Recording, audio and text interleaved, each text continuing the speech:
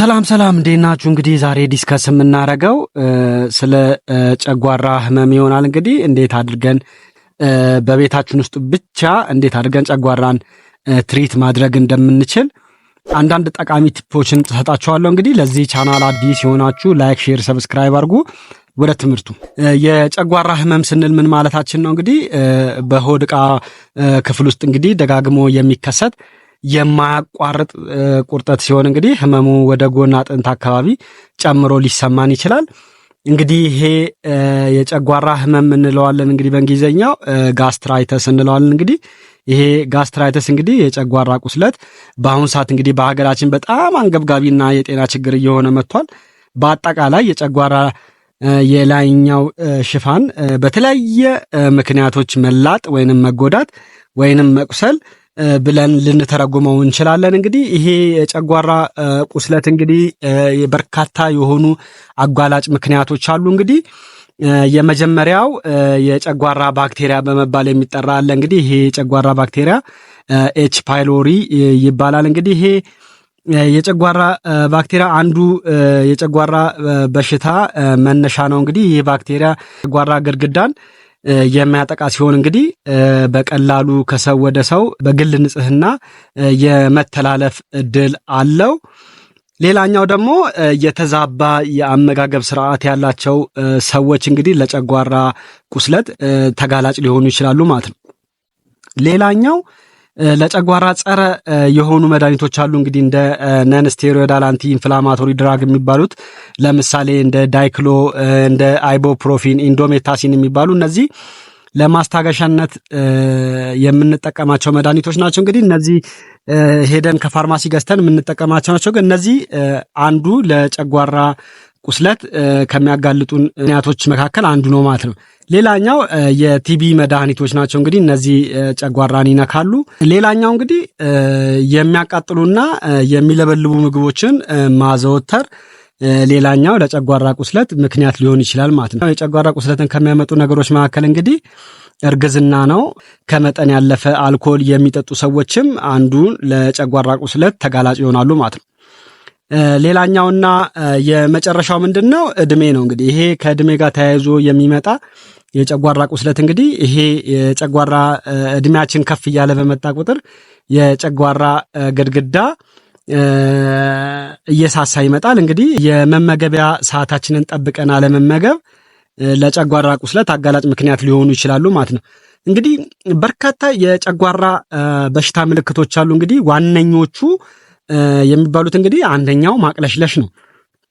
ማቅለሽለሽ ሊኖር ይችላል። የሆድ ህመም፣ የሆድ መነፋት፣ ማስታወክ፣ የምግብ አለመፈጨት፣ የማቃጠል ወይንም የማክሳት ስሜት ሊኖር ይችላል።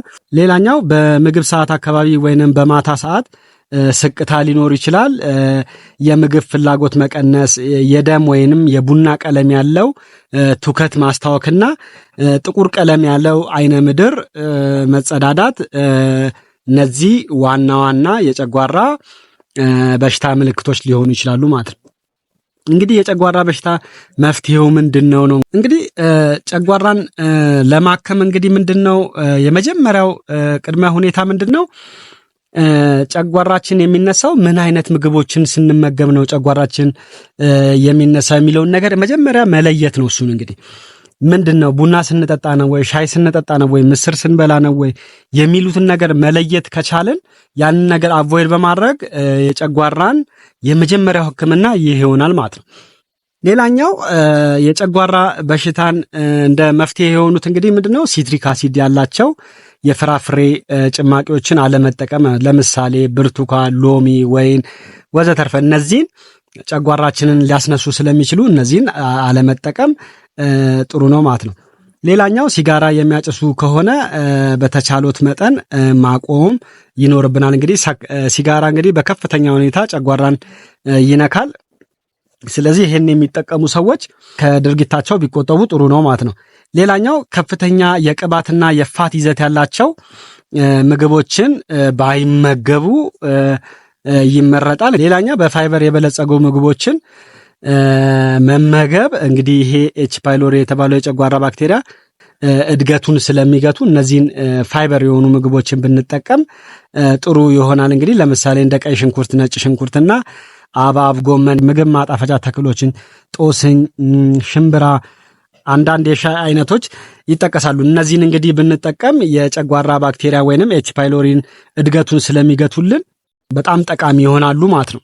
ኛው ምንድነው የጨጓራ ህክምና በቤታችን ውስጥ እንዴት ማከም እንችላለን የሚሉትን እንግዲህ 17 ቲፕሶችን ነግራችኋለሁ። እንግዲህ የመጀመሪያው ዝንጅብል መጠቀም ቆንጆ ነው። ዝንጅብል ምንድነው በጣም አነስተኛ የሆነች የዝንጅብል ክፍል ወስዶ ከምግብ በፊት መውሰድ የምግብ ልመትን ያፋጥንልናል።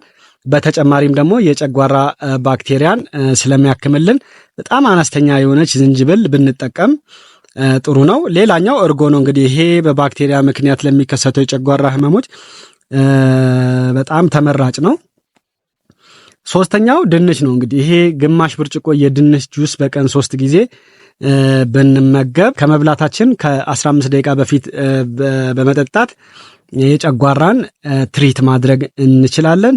ሌላኛው እንደ ቆስጣ፣ ካሮታ የመሳሰሉን እንግዲህ የነዚህ ፍጭት አድርጎ በመጠጣት ጨጓራችንን ማስታገስ እንችላለን ማለት ነው።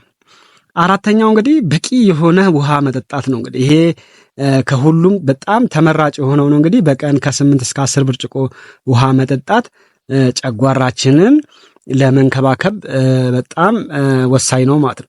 ሌላኛው ደግሞ በጾም ወቅት እንግዲህ ፍሬሽ የሆኑ የፍራፍሬ ጁሶችን መጠቀም፣ ለምሳሌ እንደ ብርቱካን አይነት እንደ ፓፓያ አይነቶችን ብንጠቀም በጣም ጥሩ ይሆናል ማለት ነው። ጨጓራ እንግዲህ ከመድኃኒት ይልቅ እንክብካቤን ነው የሚፈልገው፣ የተወሰነ ጋፕ ይፈልጋል ማለት ነው እና የሚስማማንንና የማይስማማንን ምግቦች በመለየት ብቻ ጨጓራን ትሪት እናደርጋለን ማለት ነው እና ቤታችን ውስጥ እንግዲህ ቀስ እያልን ጨጓራችንን በተፈጥሯዊ መንገድ ማከም አንደኛው ተመራጭ ሁኔታ ነው ማለት ነው። ሰባተኛው ምንድነው ብዙ ምግብ በአንድ ጊዜ አለመመገብ ጨጓራን ለማከም በጣም ወሳኝ የሆነው ምክንያት ነው ማለት ነው። ሌላኛው ሁል ጊዜ በባዶ ሆድ የሞቀው ውሃ መጠጣት በጣም አስፈላጊ ነው እንግዲህ ለጨጓራችን ማለት ነው። 9ኛ በአንድ ገበታ ላይ እንግዲህ የተለያየ ምግቦችን አደባልቆ አለመመገብ። ለምሳሌ በስራ አካባቢ ላይ እንግዲህ የብዙ ሰዎች ሰሃን ተዘርግፎ አንድ ላይ ይበላል። እንግዲህ እንደነዚህ አይነቶች ቀላቅሎ መመገብ ጨጓራ ያለበት ሰው አይስማማውም። ስለዚህ እንደዚህ አይነት ነገር ማድረግ የለበትም ማለት ነው። ሌላኛው ደግሞ ከመተኛታችን በፊት ከ2 ሰዓት በፊት እራት ተመግበን ትንሽ ወክ አድርገን ተንቀሳቅሰን ነው መተኛት ያለብን። 11ኛው በቫይታሚን B12 እና በአይረን የበለጸጉ ምግቦችን መመገብ ጨጓራችንን ትሪት ለማድረግ በጣም ጠቃሚ ነው ማለት ነው። 12ኛ ስጋና የስጋ ተዋጽኦችን መቀነስ ይኖርብናል ማለት ነው፣ በተለይ ለእራት አለመጠቀም። 13ኛው ምንድነው አልኮል፣ ሲጋራ፣ ጫትን አለመጠቀም በጣም አስፈላጊ ነው። 14ኛ ቡናና ሻይ በተወሰነ መንገድ መቀነስ ይኖርብናል ማለት ነው። 15ኛው ኬክና በፋይበር የተቀነባበሩ ምግቦችን አለመጠቀም ጨጓራችንን ለማከም በጣም ወሳኝ ነው ማለት ነው። 16ኛው በሐኪም ያልታዘዙ መድኃኒቶችን አለመውሰድ ይኖርብናል። 17ኛው በጣም ቅመማ ቅመም የበዛበትን ምግቦችን መቀነስ በጣም ያስፈልጋል ማለት ነው። እንግዲህ እነዚህ 17 ቲፖች እንግዲህ ለእናንተ በጣም ጥሩ የሆነውን ነገር መርጣችሁ ከነዚህ ውስጥ እንግዲህ በመጠቀም ጨጓራችሁን ትሪት ማድረግ ይኖርባችኋል። እንግዲህ ለዚህ ቻናል አዲስ የሆናችሁ ላይክ፣ ሼር፣ ሰብስክራይብ አድርጉ። አመሰግናለሁ።